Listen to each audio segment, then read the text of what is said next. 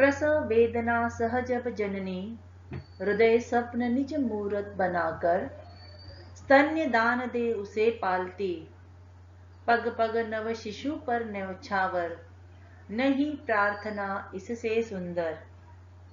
कवि इन पंक्तियों में माँ का गुणगान करते हुए कहता है कि असहनीय वेदना सहकर माता अपने स्वप्न अर्थात बच्चे को जन्म देती है, जो उसी का प्रतिरूप व अंश होता है।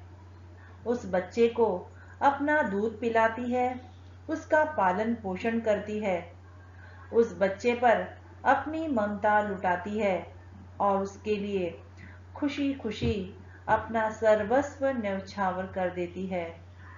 कवि कहता है कि माँ के इस निस्वार्थ प्रेम व त्याग से अधिक सुंदर कोई अन्य प्रार्थना नहीं हो सकती है।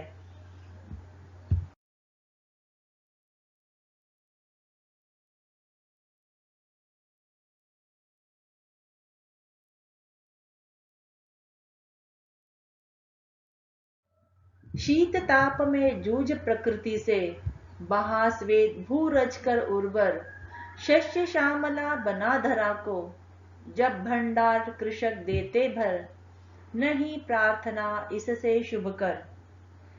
कवि इन पंक्तियों के माध्यम से किसान का गुणगान करते हुए कहता है कि तेज धूप हो अथवा भीषण ठंड, प्रकृति की हर प्रतिकूल परिस्थिति का वह डटकर सामना करता है।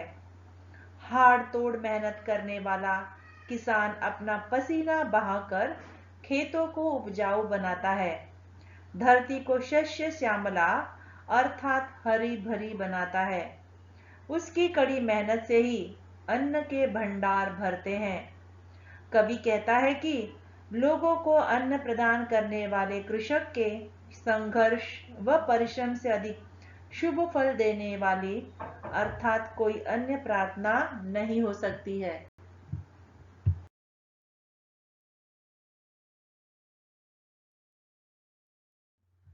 कलाकार कवि वर्ण वर्ण को भाव तुली से रच सम्मोहन, जब अरूप को नया रूप दे, भरते कृति में जीवन स्पंदन, नहीं प्रार्थना इससे प्रियतर।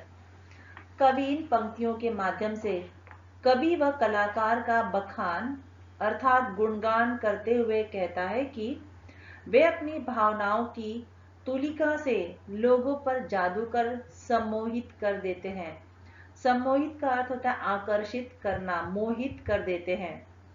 वे किसी भी अमूर्त भाव व कल्पना को एक नया रूप देकर उसमें जान भर देते हैं। उनकी प्रत्येक कृति में जीवन का अस्तित्व झलकता है।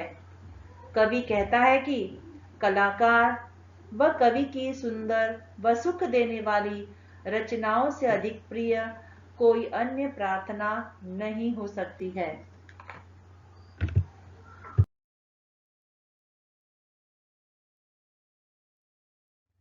सत्यनिष्ठ जन भूप्रेमी जब मानव जीवन के मंगल हित, कर देते उत्सर्ग प्राण निज, भूरज को कर शोणित रंजित, नहीं प्रार्थना इससे बढ़कर। कवि इन पंक्तियों के माध्यम से बलिदानी पुरुष का बखान करते हुए कहता है कि वे सच्चे व निष्ठावान होते हैं।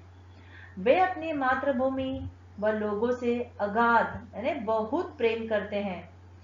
मानव जीवन के कल्याण के लिए वे अपने प्राणों की आहुति देने के लिए सदैव तत्पर रहते हैं। आवश्यकता पड़ने पर मातृभूमि की मिट्टी को अपने खून से सींचने के लिए भी वे समर्पित रहते हैं। कवि कहता है कि बलिदानी व्यक्तियों के ऐसे समर्पण से बढ़कर कोई अन्य प्रार्थना नहीं हो सकती है। चक चक जीवन मधुरस प्रतिक्षण, विपुल मनोवैभव कर संचित, जन मधुकर अनुभूति द्रवित जब, करते भव मधु छत्र विनि निर्मित, नहीं प्रार्थना इससे बढ़कर। कवि ने इन पंक्तियों के माध्यम से लोक अर्थात सज्जन व्यक्ति के महत्व को स्थापित किया है। सज्जन व्यक्ति अपने इस जीवन रूपी मधुरस को चखते हैं, अर्थात जीवन के सुख दुख का अनुभव प्राप्त करते हैं। वे जीवन के उतार चढ़ाव का सामना करते हुए विपुल मनोवैभव संचित करते हैं, अर्थात मानसिक रूप से समृद्ध बन जाते हैं। जन मधुकर अर्थात मानव रूपी सज्जन भौरे जब किसी को दुख व पीड़ा में देखते हैं तो उनका मन द्रवित हो जाता है। संसार के दुख दर्द को दूर करने के लिए वे अपने अनुभव से संसार रूपी छत्ते का पुनः निर्माण करते हैं, अर्थात वे अपने अनुभव व ज्ञान से जरूरतमंदों की यथा योग्य सहायता कर उनके जीवन में खुशियां भर देते हैं। कवि कहता है कि सज्जन व्यक्तियों के इन कर्मों से ही अधिक पवित्र कोई अन्य प्रार्थना नहीं हो सकती।